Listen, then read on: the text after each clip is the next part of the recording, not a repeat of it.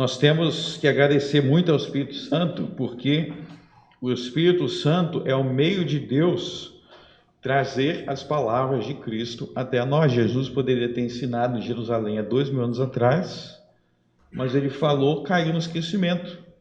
Mas vocês lembram do que Jesus disse no sermão profético? Jesus disse assim, passarão céu e terra, mas a minha palavra não passará. Então até hoje a palavra de Cristo permanece, e isso é obra do Espírito Santo, que foi enviado para nos conduzir em toda a verdade, e por isso que nós temos o Novo Testamento, que é o meio espiritual de trazer as palavras de Cristo até nós. Então nós vamos agora estudar o ensino, a doutrina de Cristo em Colossenses, capítulo 3. Nós vamos meditar no ensino de Jesus, que conforme nos foi transmitido por aqueles que ele escolheu e capacitou pelo Espírito Santo a nos ensinar. Colossenses capítulo 3, nós vamos ler dos versos 22 até o verso 25. Nós começamos a falar sobre esse trecho na semana passada, mas nós não terminamos. Então nós vamos focar nos versos que nós não podemos nos aprofundar. Os versos 22 ao 25. Diz assim a palavra do Senhor: Vós servos,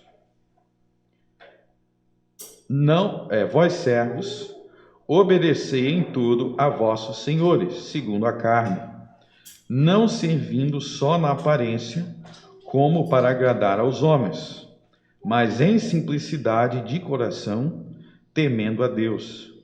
E tudo quanto fizerdes, fazei-o de todo o coração, como ao Senhor, e não aos homens, sabendo que recebereis do Senhor o galardão da herança, porque a Cristo o Senhor servis. Mas quem fizer agravo, receberá o agravo que fizer, pois não há acepção de pessoas.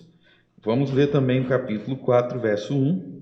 Vós, senhores, fazei o que for de justiça e equidade a vossos servos, sabendo também que tendes o Senhor nos céus.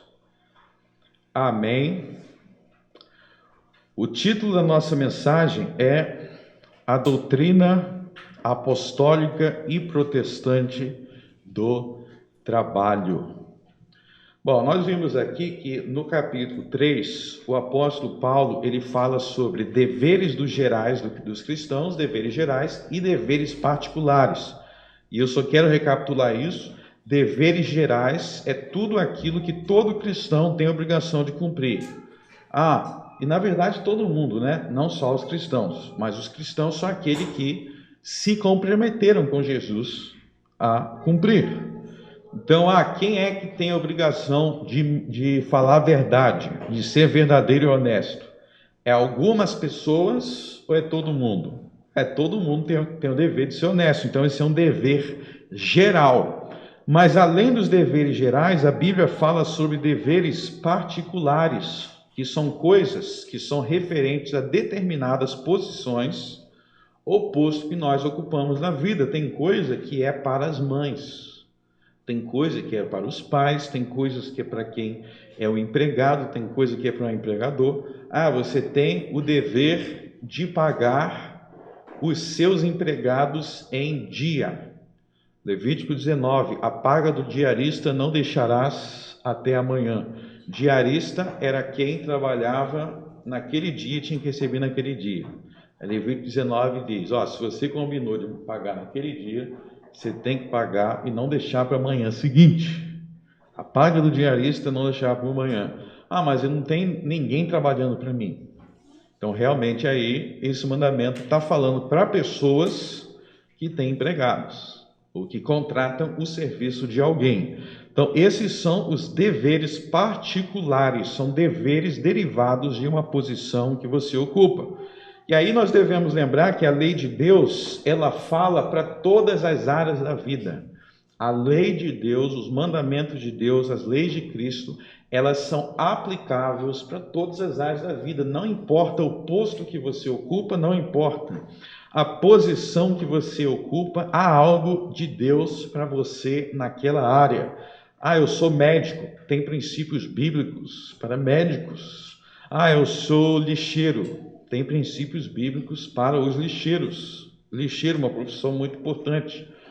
Eu sou caminhoneiro, eu vendo hambúrguer. Não importa o seu trabalho, a sua vocação, tem princípios bíblicos específicos para aquela área que você precisa cumprir e, portanto, você precisa meditar e refletir sobre como que você vai cumpri-los da melhor forma possível. Não existe um trabalho honesto que não tenha princípios bíblicos positivos de como exercê-lo para a glória de Deus. Nós vamos falar sobre isso aqui, mas antes de falar sobre isso, eu quero fazer uma recomendação aqui. Quero fazer uma recomendação para quem quiser se aprofundar nesse assunto. Eu quero me aprofundar no assunto. Realmente a lei de Deus é para todas as áreas da vida. Uma das melhores editoras no Brasil a publicar livros sobre esse assunto é a editora Monergismo. E eu quero indicar um livro, eu esqueci de colocar no boletim, normalmente eu boto no boletim, mas um livro chamado O Senhorio de Cristo. O nome do livro, O Senhorio de Cristo. É um livro fantástico para aprender sobre essa abrangência dos mandamentos de Deus. E o autor é Vern Poitras. Quem não entendeu como se escreve, pode deixar, eu esqueci de botar aqui, mas eu vou botar no WhatsApp, no grupo da igreja, tá? É um livro fantástico, e quem tem Kindle Unlimited, pode ler o livro sem custo adicional. Então, se eu me esquecer, me lembra no grupo da igreja recomendar um livro sobre esse assunto, ok? Mas, bom, por que o título do nosso sermão, A Doutrina Apostólica e Protestante do Trabalho? Aquilo que nós vamos falar aqui hoje sobre trabalho foi um tema importantíssimo durante a Reforma Protestante, é um dos motivos que eu quero ler esse livro. Durante a Reforma Protestante, teve vários assuntos que foram debatidos de forma muito enfática, porque eram questões que estavam em pauta e que os reformadores entendiam que a igreja medieval havia se afastado de princípios bíblicos sobre aquilo. Um dos assuntos muito em pauta era a ideia de vocação e de trabalho. Existia uma tendência na igreja medieval, especialmente naquela era medieval, mais perto da Reforma, de supervalorizar vocações religiosas a ponto de desprezar vocações não religiosas. Então existia a ideia assim, quem for virar padre, quem for virar freira, quem for virar monge, aí você está servindo a Deus de verdade. Mas se tu não for fazer algo na igreja, é como se teu trabalho fosse algo meio, um trabalho, mas não é tão importante assim, não é tão significativo assim. O importante mesmo é se tu fosse trabalhar na igreja, se tu virasse monge, se tu virasse freira, aí era o orgulho da família, aí tu estava fazendo a obra de Deus. Se não fosse isso, não existia uma ênfase, uma preocupação com isso. O próprio Martinho Lutero, existiu um conflito familiar dele em torno dessa noção de vocação. Não vou entrar nos detalhes aqui, mas ele acabou virando monge, porque ele decidiu assim, não, mas para eu estar realmente perto de Deus, para eu fazer a obra de Deus, eu tenho que virar monge. Ou as mulheres, muitas decidiam, eu tenho que virar freira, porque senão não vou estar fazendo a obra de Deus. E eu vou dizer para vocês que esse pensamento medieval, ele está presente muitas vezes hoje. Até mesmo em igrejas evangélicas. Tem muitos evangélicos que entendem, ó, fazer a obra de Deus é só se eu virar pastor. Ou só se eu tiver uma atividade na igreja, aí eu vou estar trabalhando para Deus. Aí todo mundo, você não está servindo a Deus. Por que eu não estou servindo a Deus? Porque eu não estou aqui na frente pregando.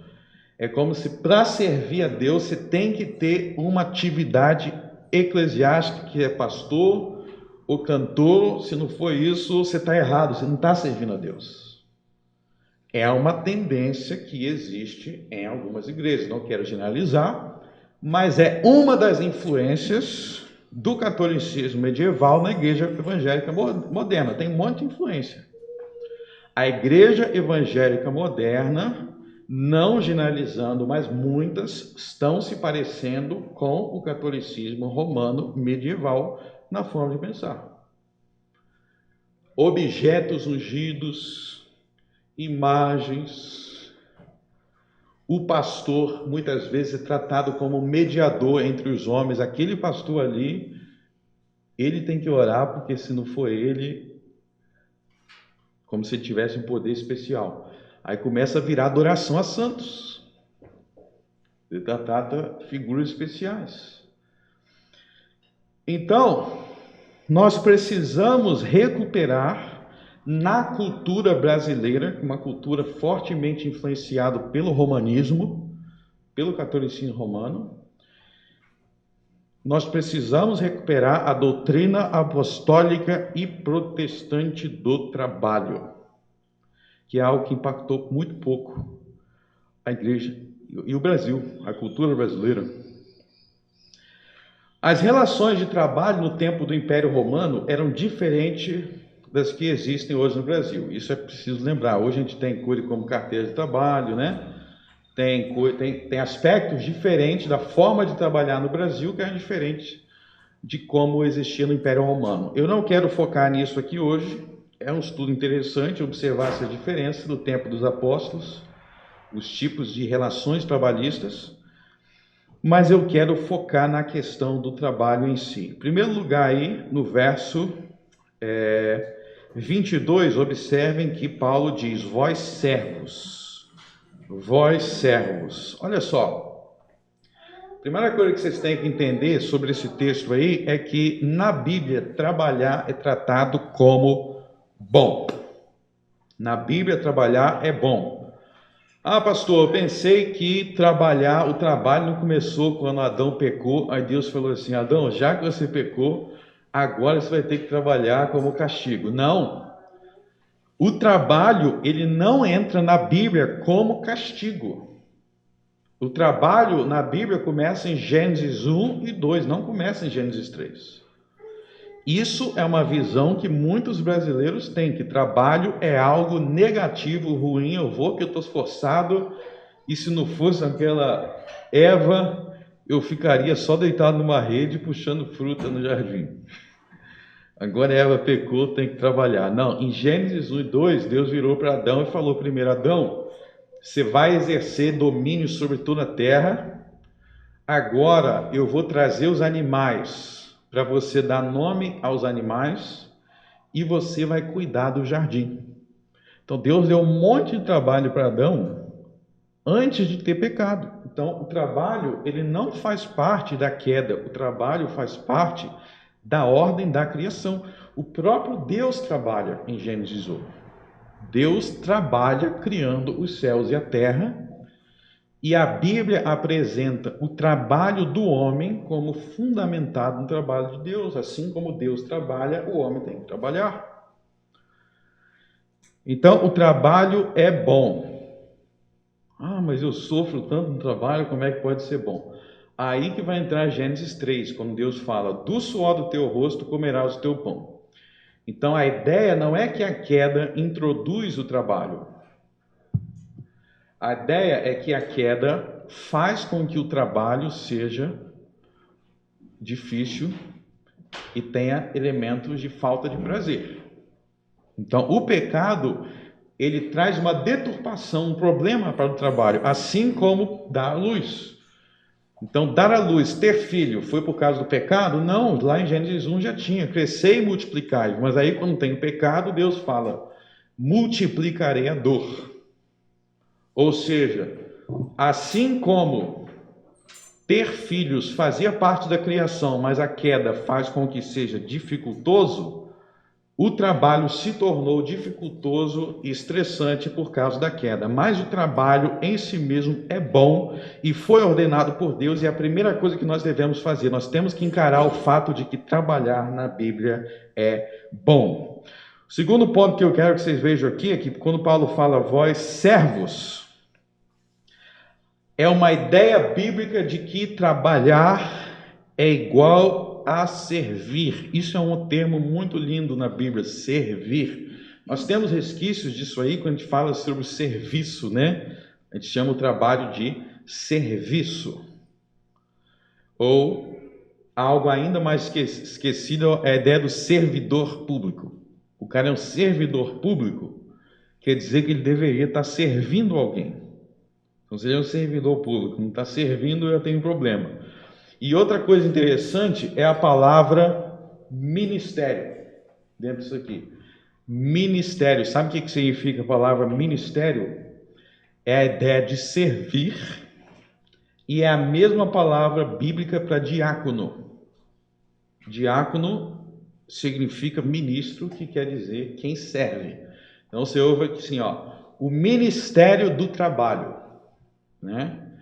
O sentido bíblico dessa palavra é que esse pessoal está servindo o povo brasileiro na função de trabalhar. Essa que é a ideia de ministério.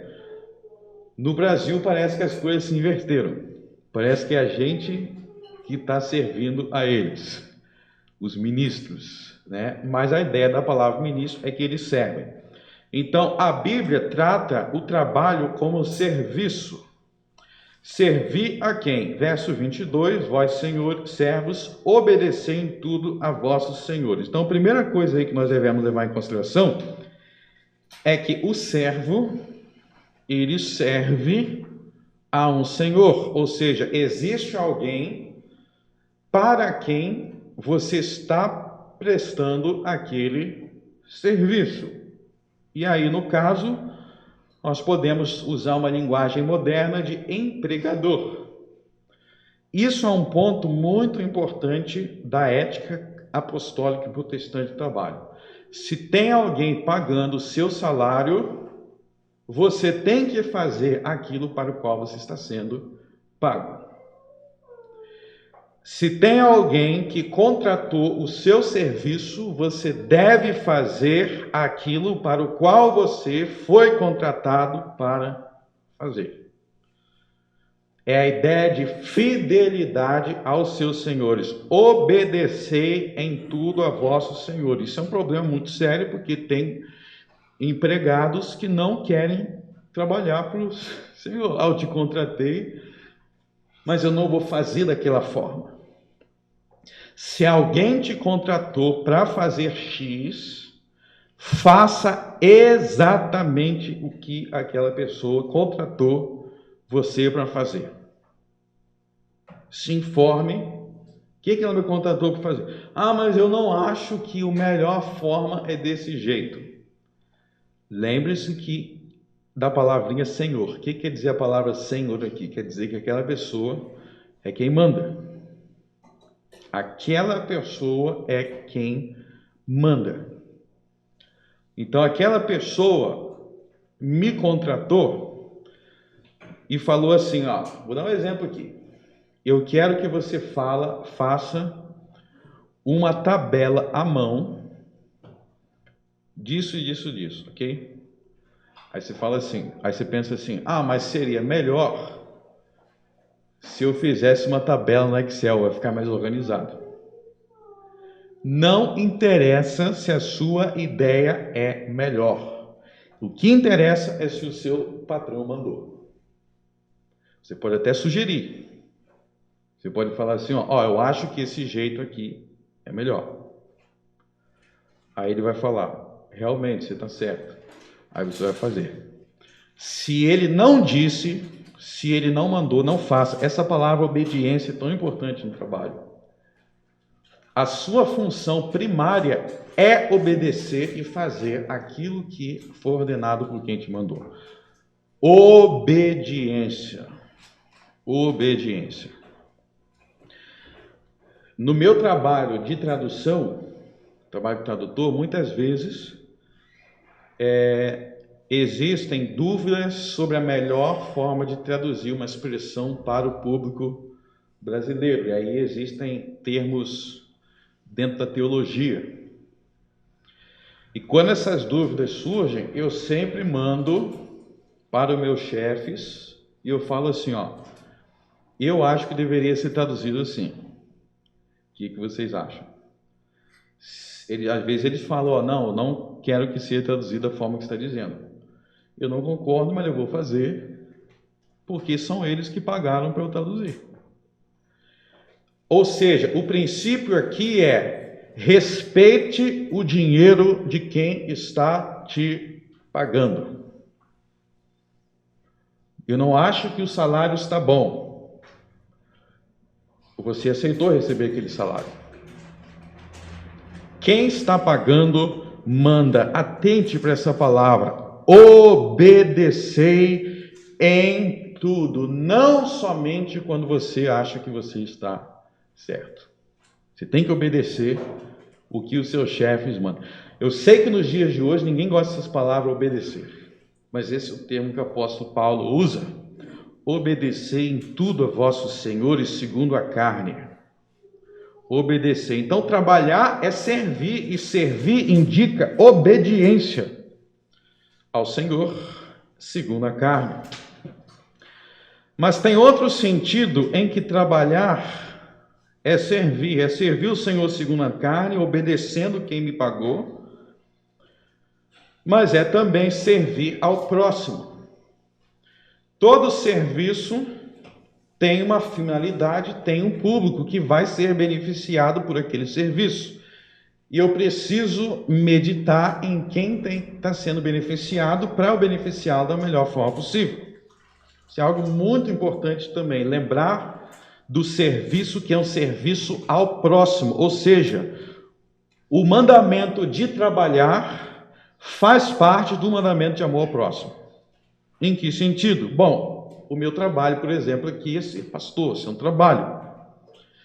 E eu estou servindo ao meu próximo à medida que eu explico, oriento as pessoas na palavra de Deus no caminho de Jesus.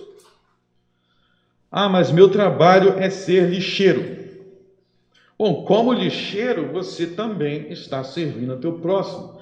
Já pensou se todos os lixeiros fizessem greve para se trabalhar? A cidade ia virar um grande lixão, lixo em todo lado, ninguém gosta. Então, o lixeiro, ele serve ao próximo dele, fazendo a cidade mais limpa. O meu trabalho é vender sorvete.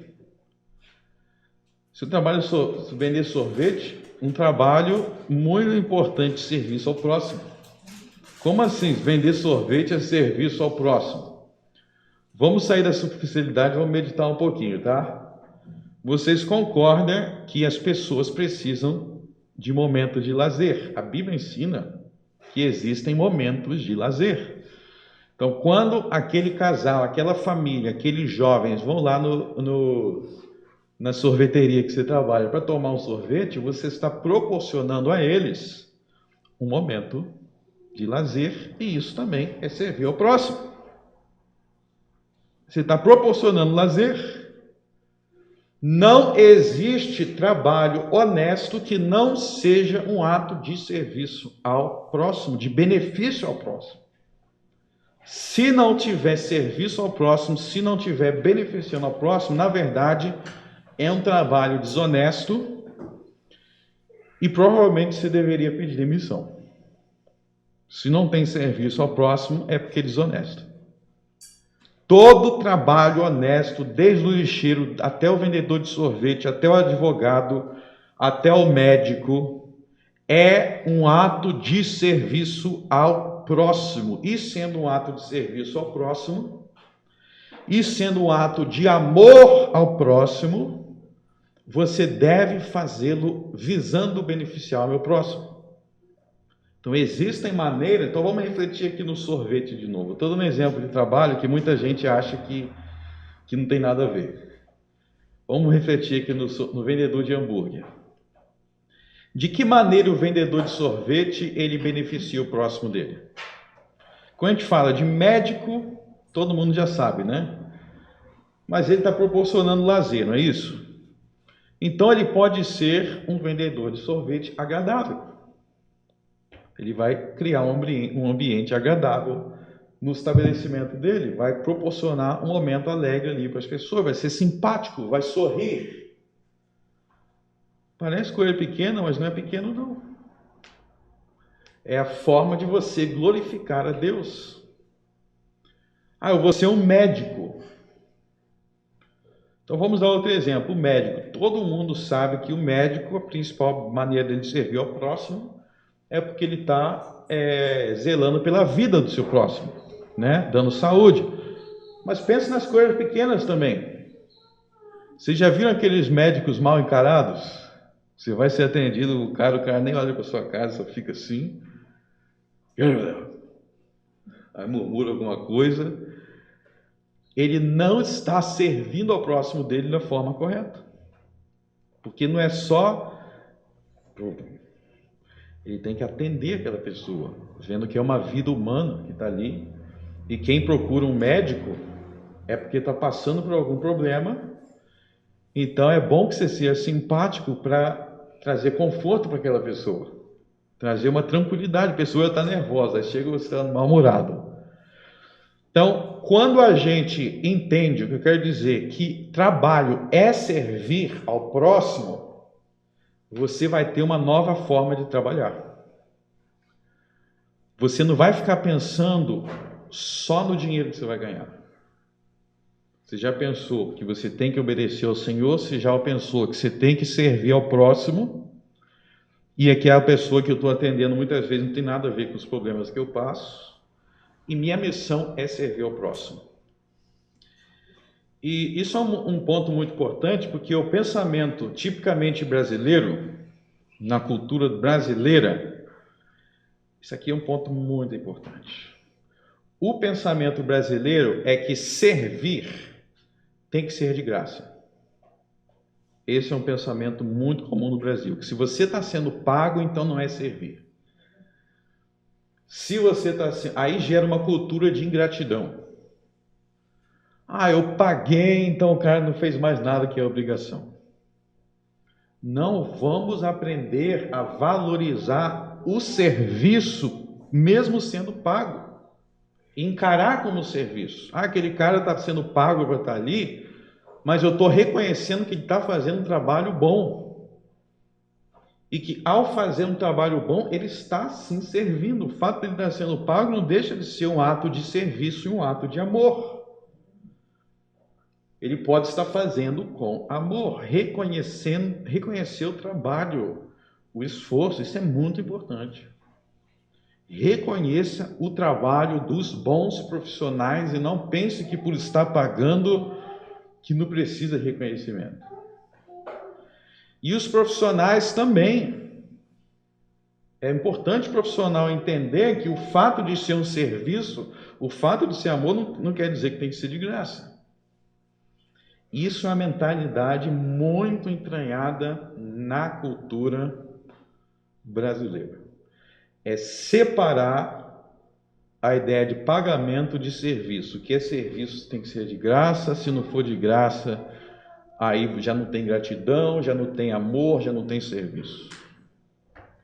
É algo muito entranhado na nossa cultura.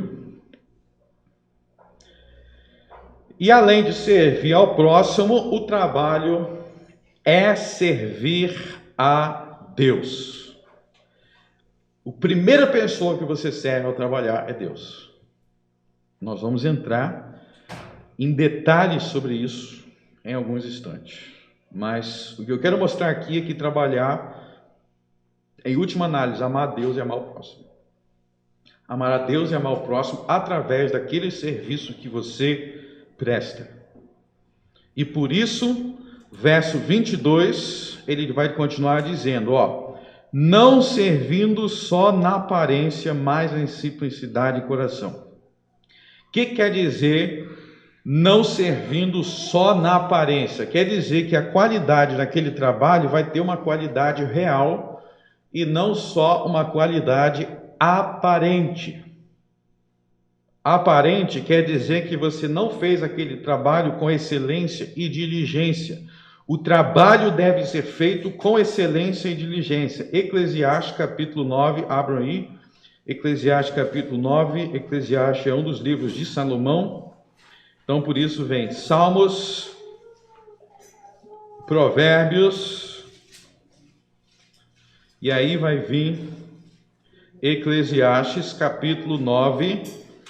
Nós não vamos ler o verso inteiro, nós vamos ler só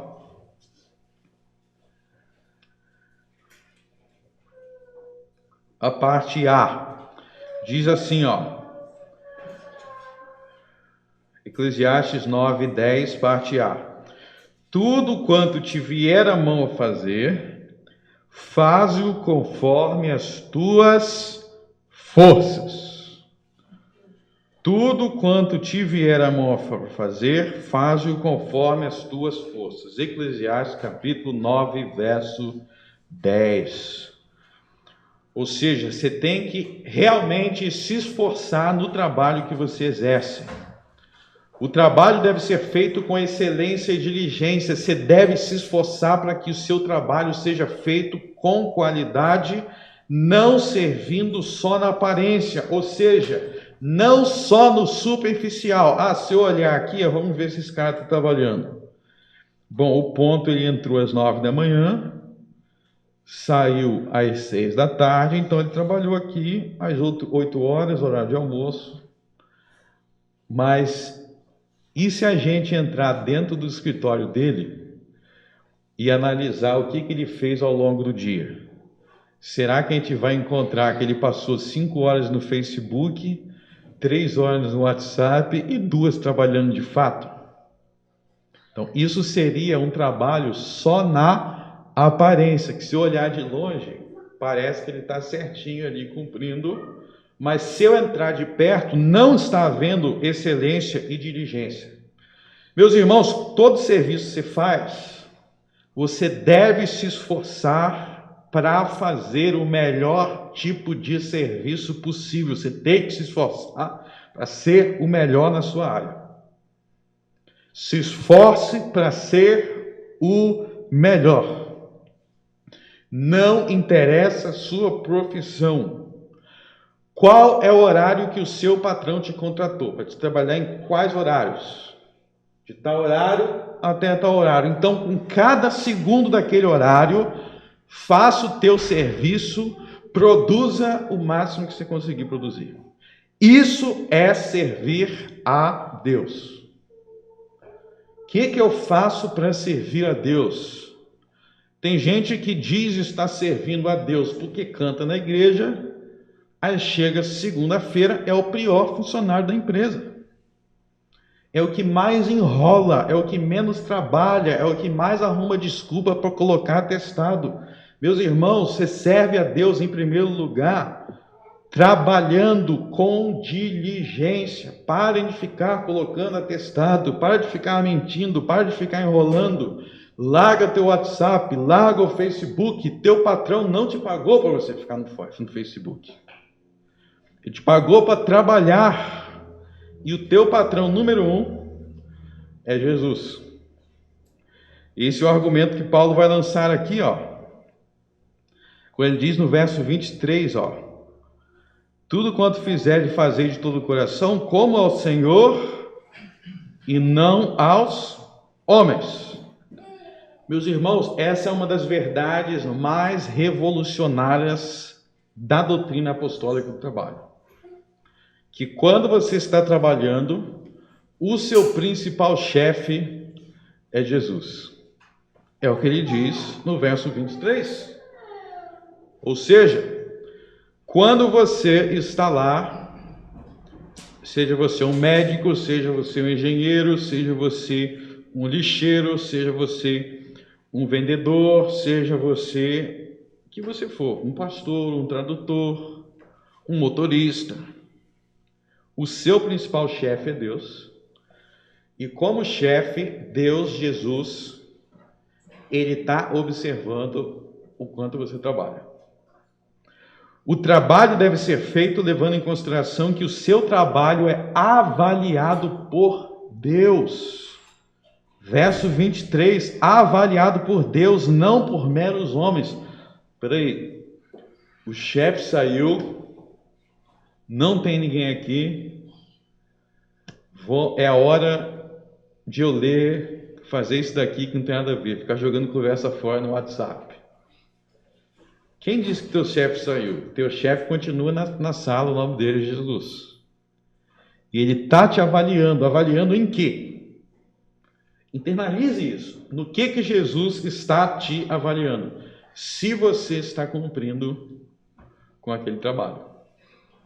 Ou seja, se você for médico,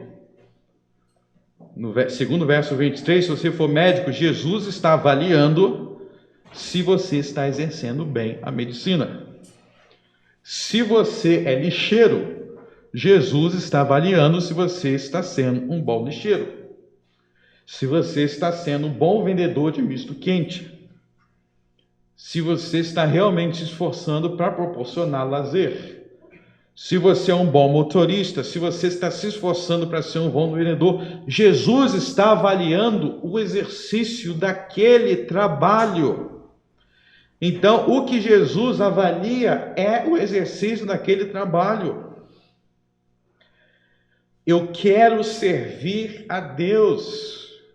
Comece na segunda-feira, quando você for sair para trabalhar. Se você é pedreiro, faça o melhor tipo de casa que você conseguir fazer, para que quando tiver feito, venha o teu Senhor, segundo a carne, e fale: parabéns por esse lindo piso. Mas o mais importante não é quem contratou, o mais importante é Jesus. Jesus, em certo sentido, vai falar: parabéns por esse lindo piso. Você já parou para pensar isso? Você reflete sobre isso, que Jesus avalia seu trabalho secular, não é só o que a gente faz na igreja. Não é só o que a gente faz na igreja, é o que a gente faz em todas as áreas da vida. Como ao Senhor e não aos homens. Deus é juiz e Deus julga a qualidade do trabalho.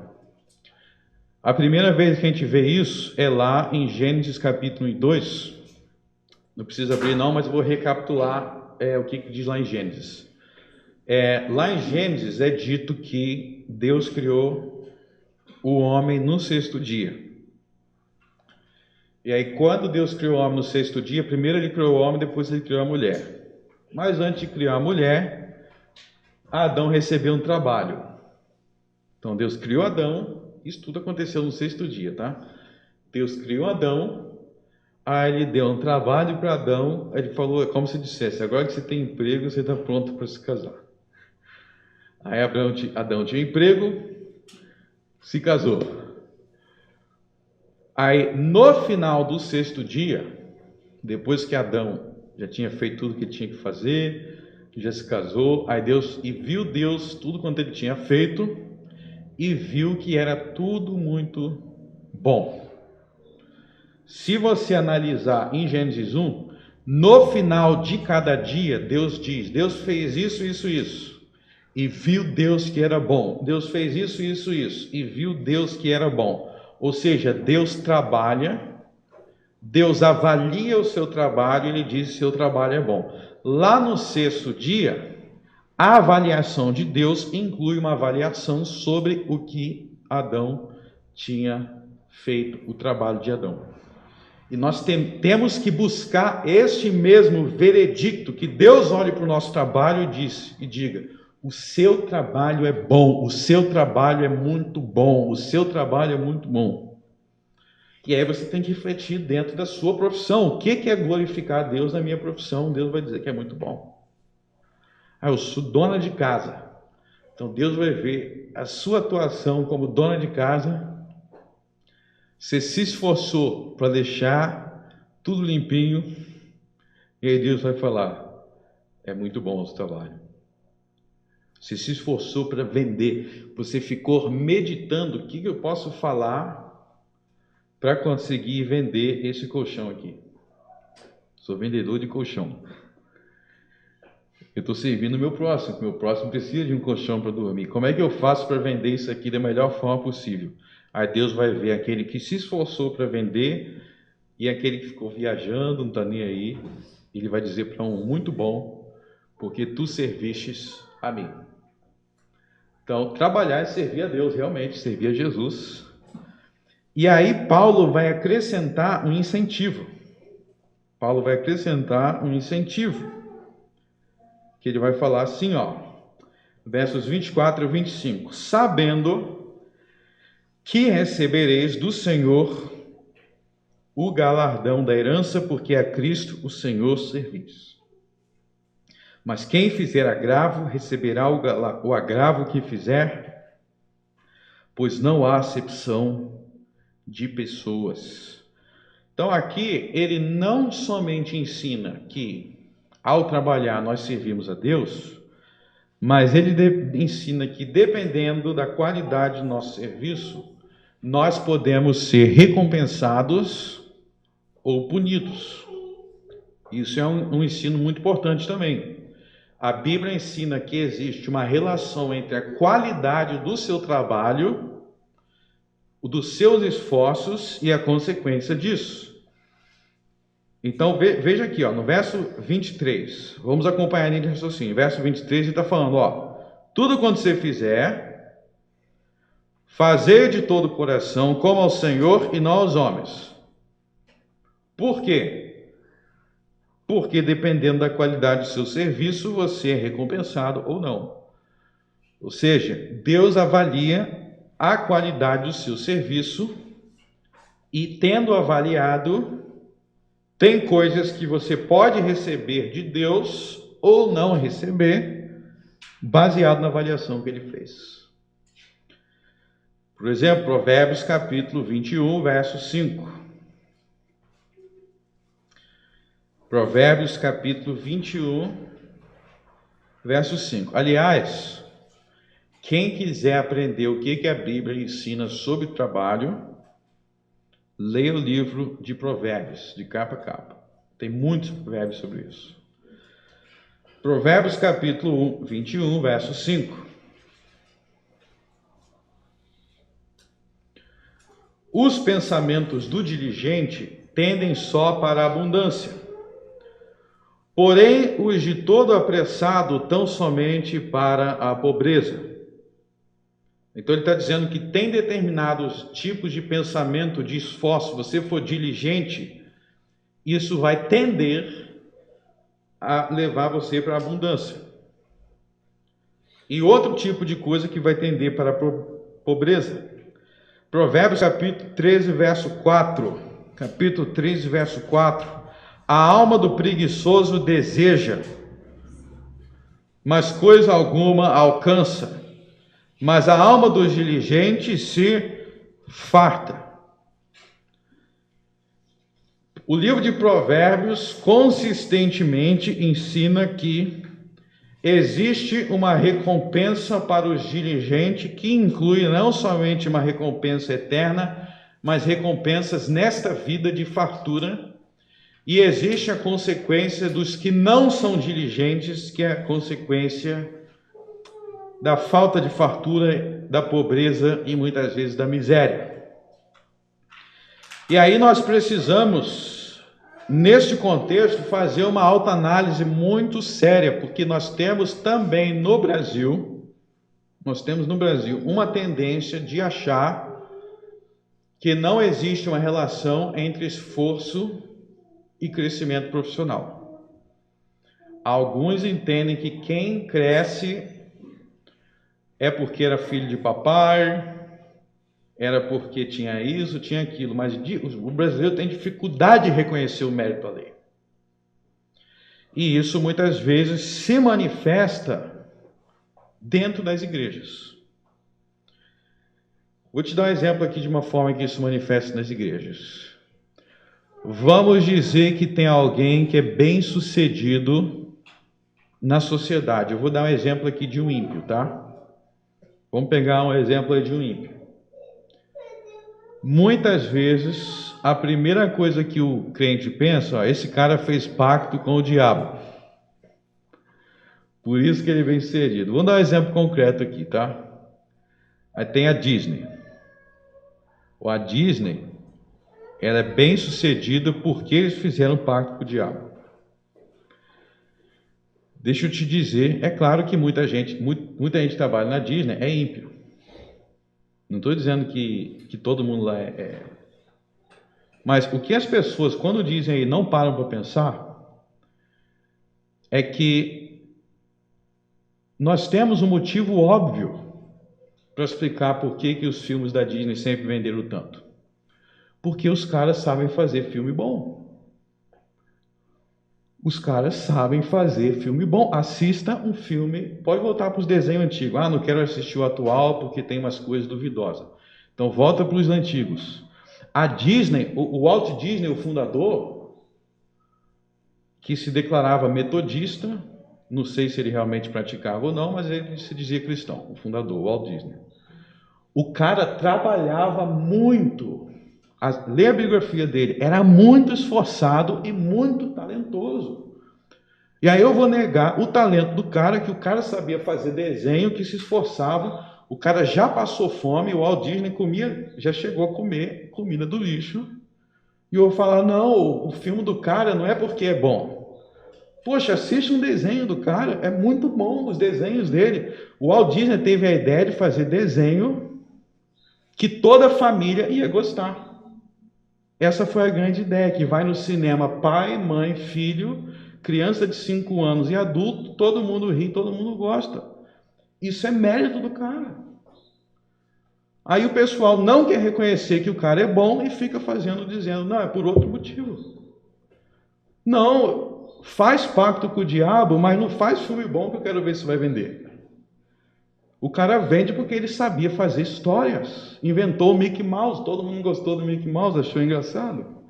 Isso é fazer trabalho com mérito. Ah, os filmes. Aí vem os caras, fazem um filme ruim pra caramba e diz que é filme cristão. Uns atores ruins pra caramba.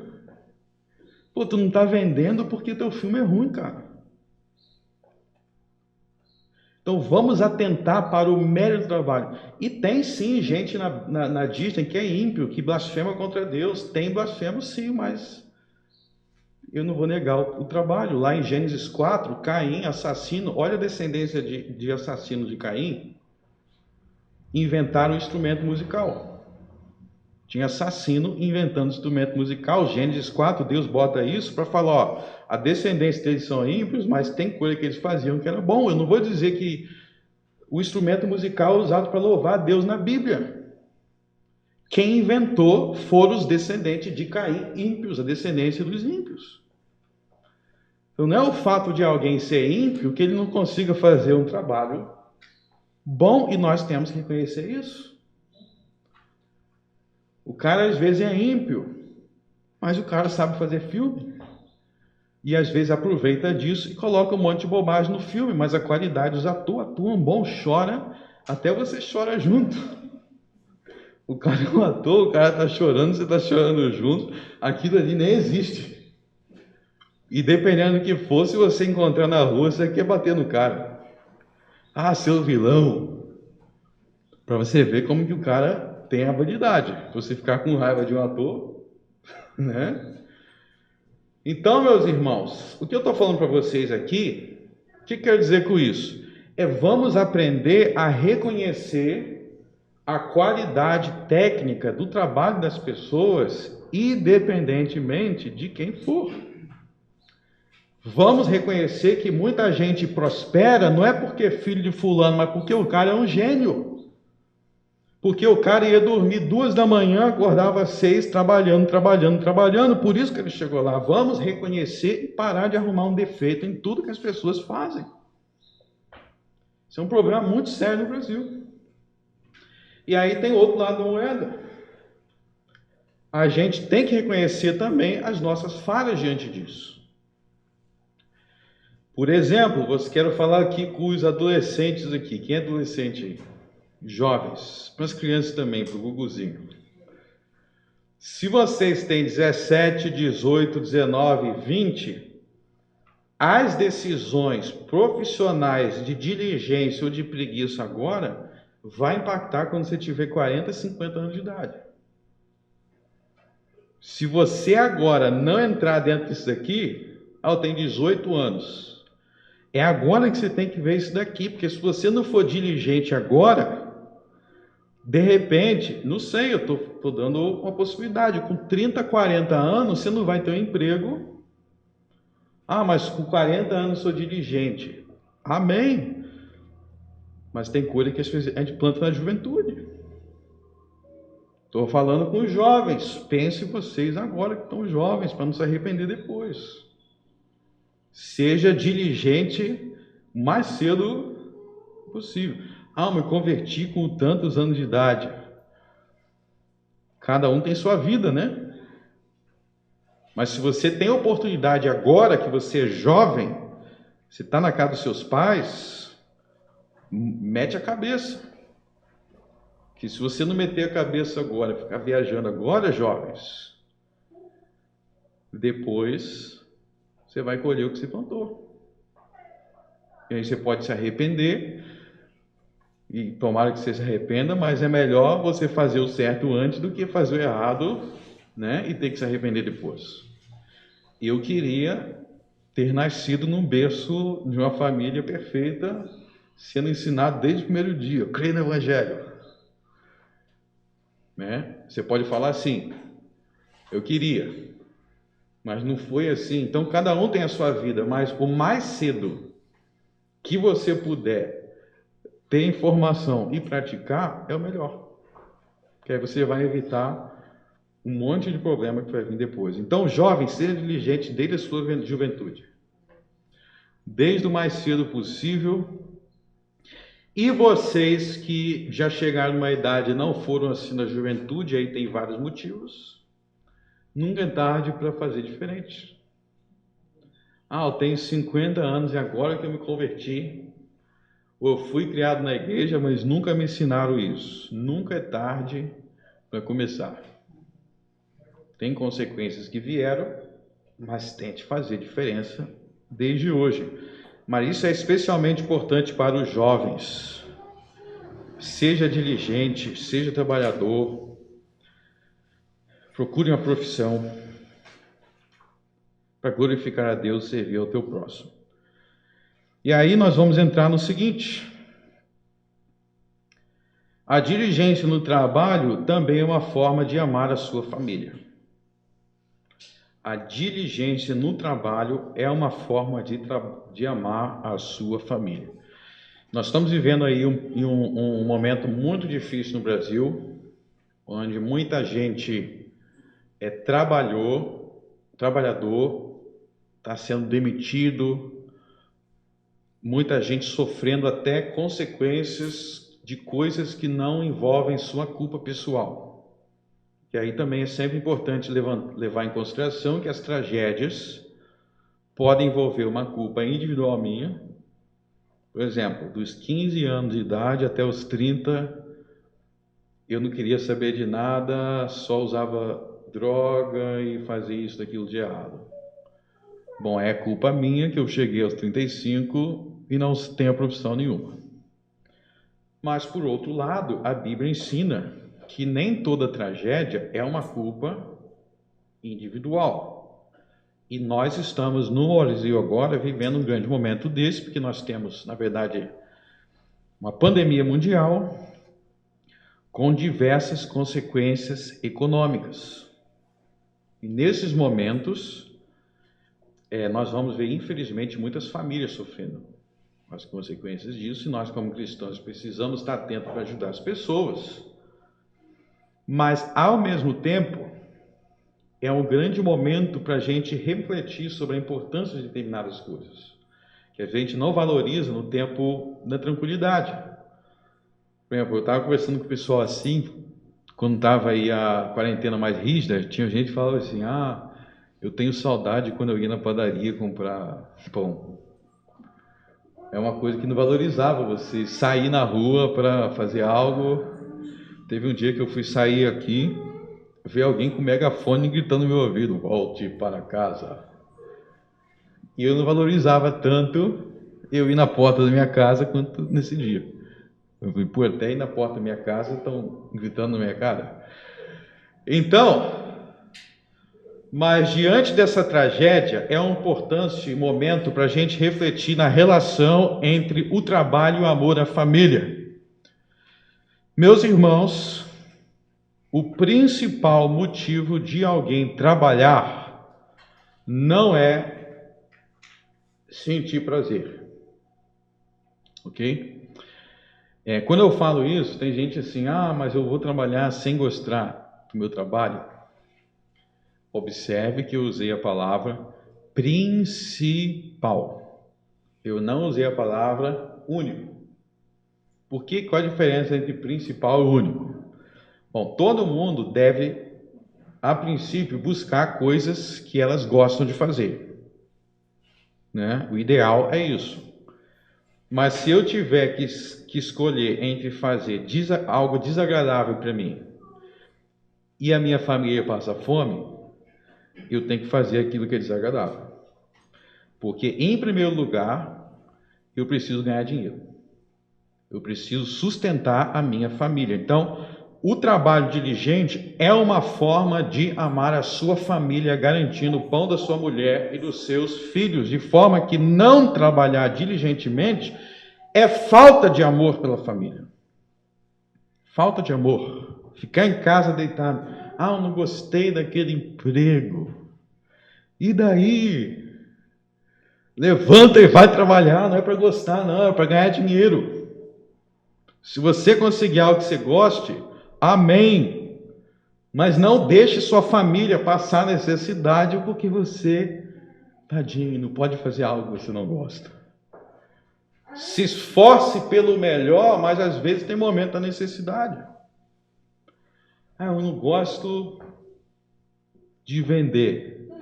Então eu espero que você consiga outro emprego, que é algo que você goste. Mas se agora vender é o que vai botar comida para os seus filhos, então vai vender. Vai ser pedreiro. Vai ser panfleteiro, distribuir panfleto na rua, se for isso que for necessário.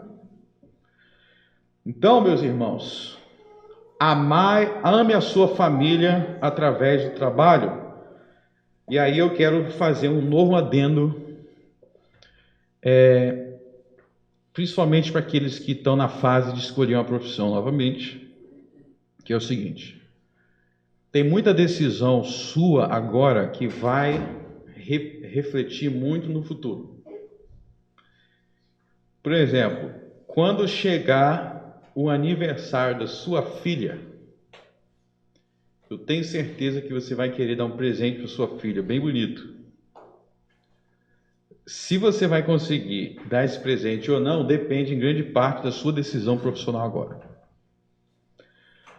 Tome decisões profissionais visando uma vida em que você vai poder dar coisas para os seus filhos que vão deixá-los felizes. Estou falando sério. Mas eu não sou materialista. Não seja materialista, mas não use desculpas de materialismo para esconder que você é um preguiçoso. E não confunda não ser materialista com não ser amoroso. Na Bíblia, o amor se manifesta também por presentes físicos e materiais. Isso é um erro muito sério. Eu não sou materialista. Deixa de ser pão duro e compra um presente para tua mulher e para tua filha. E para de ser pão duro usando espiritualidade como desculpa. Eu não sou materialista. Aí chega o aniversário e não compra nada porque não é materialista. Isso é desculpa. Na Bíblia, Deus abençoa também fisicamente. Deus não te dá presentes físicos. Deus não te dá, ou Deus te dá somente pão. Deus não te dá somente pão. Deus nos dá presentes. Ele fala sobre bênçãos físicas. Seja assim com a tua família. E se você não tiver uma profissão boa, tu não vai conseguir. Vai chegar o aniversário de 15 anos da tua filha, ela vai falar, pai, eu queria um presentinho e tal. Você vai falar, não, filha, já estou te dando comida, já não faço mais que obrigação. E você é crente, não pode ser materialista. Meus irmãos, as meninas, elas querem colocar um brinquinho, uma maquiagem, elas querem colocar uma roupinha bonita, não é só esse trapo velho que você vai comprar, só o mínimo necessário. Então, isso é uma forma de amar. Eu estou brincando aqui, mas a ideia é que o motivo da profissão não é você só conseguir o mínimo possível para você sobreviver. Tente ter uma profissão que você vai conseguir ter momentos de alegria com a sua família. De repente, sua filha vai fazer assim 15 anos e você vai levá-la para passear em outro país. Não é caro passear em outro país, se você for dirigente e juntar dinheiro. Uma pessoa que não é rica, que ganha um salário normal no Brasil, pode tranquilamente viajar para outros países e viver momentos de diversão com a sua família. Aí eu falo, não preciso disso. Então aí você está vivendo só no mínimo necessário para sobreviver. Para sobreviver eu posso morar na favela e ficar vivendo com o mínimo. Só como pão com manteiga de manhã, almoço eu pulo almoço porque eu posso sobreviver sem almoçar, não posso? Você não sobrevive sem almoçar. Não, não é assim. O amor, ele quer mais do que isso. Eu quero ter o prazer de chegar ao meu filho, ó, filho, eu vou pagar para você tirar a sua carteira, porque eu sei que você está com 17 anos quebrado, não tem dinheiro mais, não tem dinheiro mesmo, então quando você fizer 18 anos, eu vou pagar a carteira de motorista para você. Ah, é obrigado a fazer isso? Não é questão de obrigado, mas é questão de coisa que a gente faz por pessoas que a gente ama, se a gente tiver condições. É claro que existe a pobreza, não tem condições, os filhos têm que entender isso. Tem a crise, tem isso, aquilo, outro, mas a questão é o foco de aprender a ter diligência no trabalho, não só pensando em mim, mas pensando em proporcionar momento de bem-estar para minha família. Para de ser pão duro, para de ser preguiçoso, seja diligente no seu trabalho, se esforce para dar conforto para sua família, para dar presente para tua mulher. É assim que Deus faz com a gente. Não precisa ser coisas extravagantes, mas são coisas que a gente mostra através também de bens materiais do nosso amor. O amor também se mostra assim. O amor não é bens materiais. Por exemplo, o amor de Deus não é, em primeiro lugar, se Deus te abençoou com carro. Mas essas coisas são brindes que mostram que nós pensamos nas pessoas. Então, meus irmãos, trabalhe para a glória de Deus. Trabalhe para a glória de Deus, para a glória de Jesus. Trabalhe obedecendo ao seu Senhor. Trabalhe servindo ao seu próximo. Trabalhe entendendo que o seu trabalho é, em primeiro lugar, um trabalho para Deus. Trabalhe buscando as recompensas de Deus. Se Deus promete recompensar, você não tem direito de dizer, eu não quero recompensas. Isso é falsa piedade. Essas recompensas são tanto imateriais quanto físicas.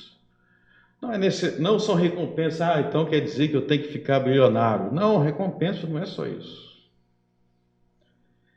E trabalhe amando a sua família. Trabalhe amando os seus filhos, a sua esposa, o seu marido, no caso das mulheres. Trabalhe para a glória de Deus e por amor ao próximo.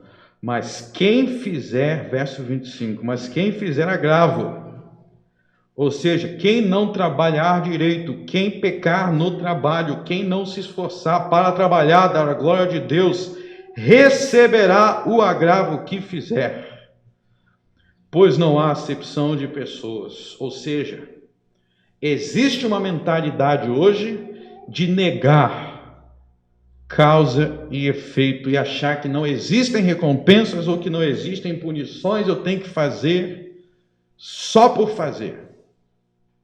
Eu vejo alguns dizendo assim, eu tenho que obedecer a Deus só porque Ele mandou. Não é isso que a Bíblia ensina. Você tem que obedecer a Deus porque Ele mandou e porque, tendo mandado, Ele há de recompensar os justos. É isso que está escrito em Hebreus capítulo 11. Que nós devemos crer que Ele existe, não é só crer que Ele existe, mas também que Ele é galardoador daqueles que o buscam, galardoador, recompensador. Você tem que crer nas recompensas de Deus, inclusive na recompensa do trabalho. Hebreus capítulo 6, porque Deus não é injusto para se esquecer do vosso trabalho. Trabalhe para a glória de Deus e espere as recompensas de Deus, que são maiores de qualquer recompensa que este mundo promete. Não seja preguiçoso, não seja um trabalhador como o trabalhador médio brasileiro. Faça a diferença como fizeram a diferença os nossos antepassados espirituais. Se você analisar as nações da Europa, em que o povo é mais trabalhador, que são as nações mais desenvolvidas, não é coincidência que são as nações de herança protestante. Não tem povo mais trabalhador do que os povos que se tornaram protestantes. É só você comparar os trabalhadores, historicamente falando, a cultura que se formou. Portugueses e escoceses, espanhóis, holandeses. O povo holandês e escocês são muito trabalhador. Vamos orar.